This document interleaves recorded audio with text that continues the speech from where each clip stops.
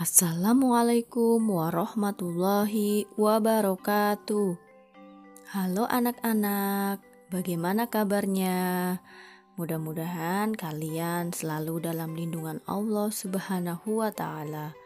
Allahumma amin. Ya, meskipun kalian masih belajar di rumah, Ustazah berharap kalian masih semangat belajar ya. Hari ini kita akan belajar tema 4, subtema 2, hidup bersih dan sehat di sekolah. Yuk kita langsung saja ke pembelajarannya. Nah, di sini kita akan belajar mengenai kosakata tentang lingkungan yang bersih. Kita dapat menemukan kata-kata yang berkaitan dengan lingkungan kelas yang bersih.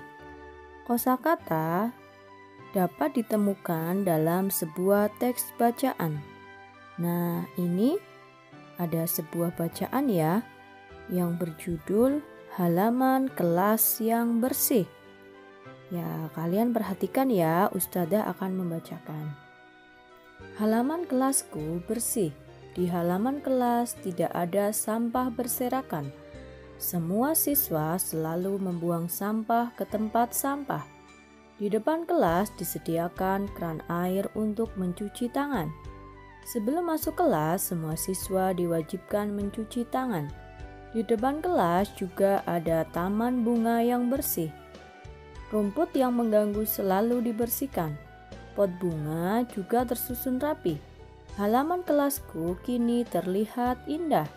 Halaman kelas yang bersih baik dijadikan tempat berolahraga, misalnya saja senam dan latihan keseimbangan. Olahraga baik untuk kesehatan. Siapa yang rajin berolahraga akan terhindar dari berbagai bentuk penyakit. Kita harus membudayakan hidup bersih dan sehat. Nah, dalam bacaan teks tadi kita menemukan beberapa kosakata. Kosakata tersebut ialah bersih, artinya bebas dari kotoran. Rapi, artinya teratur dan baik. Penyakit, artinya gangguan kesehatan. Kemudian sehat, artinya keadaan saat kondisi tubuh bebas dari penyakit. Lanjut ke pembelajaran yang berikutnya, laporan pengamatan gambar. Informasi yang kita peroleh dari mengamati gambar dapat disampaikan dalam bentuk laporan. Sebelum membuat laporan, kita harus memperhatikan gambar dengan cermat. Setelah mendapat informasi dari gambar, kita dapat melaporkan hasil pengamatan. Contohnya seperti ini ya. Nah, di sini ada sebuah gambar dan kita akan membuat laporan hasil pengamatan. Langkah yang pertama yaitu kita harus mencermati gambar dengan teliti ya. Setelah kita tahu apa saja yang ada dalam gambar, baru kita membuat laporan hasil pengamatan. Ya, kita kasih judul kerja bakti di sekolah. Para siswa melakukan kegiatan kerja bakti. Mereka membersihkan lingkungan sekolah. Ada siswa yang bertugas menyapu halaman. Ada juga siswa yang bertugas mengangkut sampah ke tempat sampah. Sebagian siswa menyiram bunga. Semua siswa bekerja bakti dengan rukun. Nah, seperti itu ya. Itu merupakan laporan hasil pengamatan gambar. Selanjutnya kita akan belajar kosakata dalam teks percakapan. Kita sering melakukan percakapan dengan teman maupun keluarga. Percakapan dibuat secara tertulis. Dalam percakapan tersebut, kamu juga dapat menemukan informasi. Ya, di sini ada sebuah percakapan ya. Percakapannya dimulai dari anak perempuan yang paling kiri. Ustazah bacakan percakapannya. Lomba kebersihan antar kelas tinggal 2 hari lagi. Apa yang harus kita lakukan teman-teman? Menurutku kita harus segera bersiap diri. Setuju, kita harus segera gotong royong. Kemudian, apa yang harus kita persiapkan? Kita harus menyiapkan kemoceng, serbet, kain pel, dan vas bunga. Mari segera kita siapkan alat-alat tersebut. Nah, dalam percakapan tadi, kita menemukan kosakata. Ada kemoceng, serbet, kain pel, dan vas bunga. Anak-anak ada yang sudah tahu artinya apa? Nah, di sini kita akan mencari makna kata dari kemoceng, kain pel, dan vas. Di situ udah ada pilihan jawabannya ya. Kemoceng kira-kira makna katanya yang mana ya? Ya, betul sekali. Kemoceng adalah pembersih debu. Sedangkan kain pel, ada yang udah tahu? Ya, kain pel adalah kain yang digunakan untuk mengeringkan lantai. Kemudian yang terakhir ada vas. Vas adalah tempat bunga. Selanjutnya kita akan belajar sikap untuk menciptakan persatuan di sekolah. Persatuan di sekolah itu sangat penting ya diterapkan. Misalnya, seluruh warga sekolah bersatu untuk menciptakan lingkungan sekolah yang bersih dan sehat.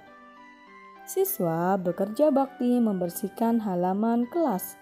Semua siswa bekerja sama. Nah, hal tersebut menunjukkan sikap persatuan di sekolah. Contoh yang lain, kegiatan yang mencerminkan persatuan antara lain: 1. Mengerjakan tugas kelompok. 2. Bermain bersama. 3. Berolahraga bersama. Persatuan dalam lingkungan sekolah dapat tercipta jika kita memiliki sikap berikut. 1. Saling menghargai meskipun ada perbedaan. Nah, kita harus saling menghargai apabila di antara kita dan teman kita ada perbedaan. Contohnya, kita berbeda kegemaran atau kita berbeda agama, kita harus saling menghargai. Yang berikutnya, tidak memaksakan kehendak kepada orang lain. Memaksa itu tidak baik ya. Contohnya, kamu mengajak temanmu bermain, tetapi temanmu tidak mau. Nah, kamu tidak boleh memaksakan ya. Berikutnya, mau berbagi dan saling membantu atau kerjasama. Nah, kalau kamu mempunyai makanan atau minuman, temanmu ada yang tidak membawa bekal makanan atau minuman, kamu harus berbagi ya dengan temanmu. Kemudian, mau memaafkan kesalahan teman. Yang berikutnya, mau mengakui kesalahan dan meminta maaf. Yang berikutnya, bersikap adil kepada teman. Nah, materi yang berikutnya adalah kegiatan yang menunjukkan persatuan dan kerukunan di sekolah. Banyak sekali kegiatan yang bisa kita lakukan bersama teman-teman di sekolah. Di antaranya, 1. Diskusi bersama teman kelompok. 2. Membuat prakarya bersama. 3. Bermain bersama di lapangan. Ketika kita melakukan kegiatan bersama, hendaknya kita harus saling rukun. Rukun artinya saling menghormati dan menyayangi.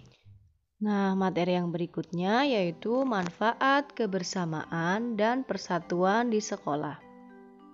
Kebersamaan dan persatuan akan tercipta jika semua siswa saling menghargai dan melaksanakan tanggung jawab. Nah, berikut adalah manfaat kebersamaan dan persatuan di sekolah. Di antaranya, 1. Semua pekerjaan menjadi lebih ringan dan cepat selesai. Yang kedua, dapat berbagi cerita bersama teman. Yang ketiga, memiliki banyak teman. Yang keempat, menciptakan suasana belajar yang nyaman di sekolah. Nah, itu tadi manfaat kebersamaan dan persatuan di sekolah. Nah, sebaliknya ya, jika kita tidak ada kebersamaan dan persatuan dalam diri kita, maka kerukunan antar siswa tidak akan tercipta. Akibatnya, siswa merasa tidak nyaman belajarnya dan tidak nyaman berteman dengan kalian. Jadi, kalian harus mempunyai sikap bersatu. Sekian pembelajaran hari ini. Silakan kalian pelajari dan pahami materi hari ini. Sampai jumpa di pembelajaran berikutnya. Wassalamualaikum warahmatullahi wabarakatuh.